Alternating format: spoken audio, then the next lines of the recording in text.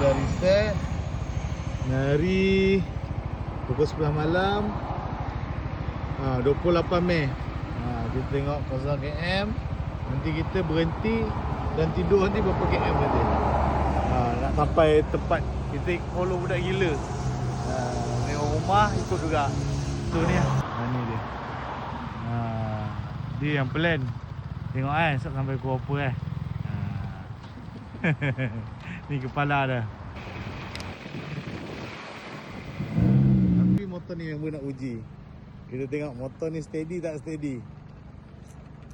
Nak tengok. Hei, perangai dia. Dia stres, kita pun stres.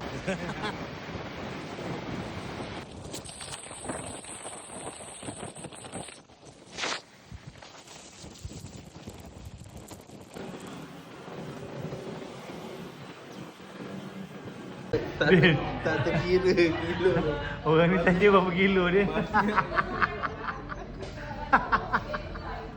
Dia berapa kilo kita? Ratus kilo kilo tu. Dia bukan tak biasa, tapi biasa kan jauh je dah. Sebab kau bawa motor slow bro. Selalu kau bawa motor bising. Adin pun jadi paras lah. Paras Adin. Adin. Parah tu.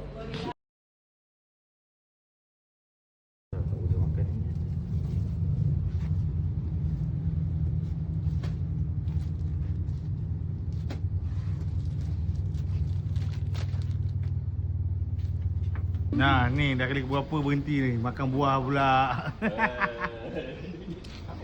Akak tu U-turn tu. Macam mana? Ride kali ni macam mana? Menyai. Lunyai. Berapa kali berhenti dah.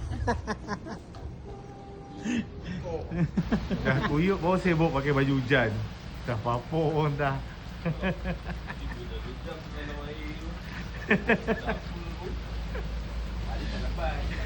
Ni dah pakai baju hujan dah. Ni dah kuyup sebenar ni. Ya, nampak dah kuyup lah. Orang pakai baju hujan sebelum hujan, sebelum kuyup. Aneh-aneh lah korang ni. Oh, memang macam tu Oh. Sebab dia baru lekat dekat badan. Okey, sekarang ni berapa jauh lagi nak sampai? Terpasang rokok lagi orang kaya. 100 kilo lagi man. 100 kilo. Sekarang pukul berapa ni?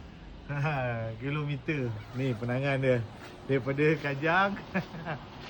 Daripada Mana? Di mana? daripada Johor. Johor. Saya dari Terengganu. Terengganu Oh. Bayangkan 888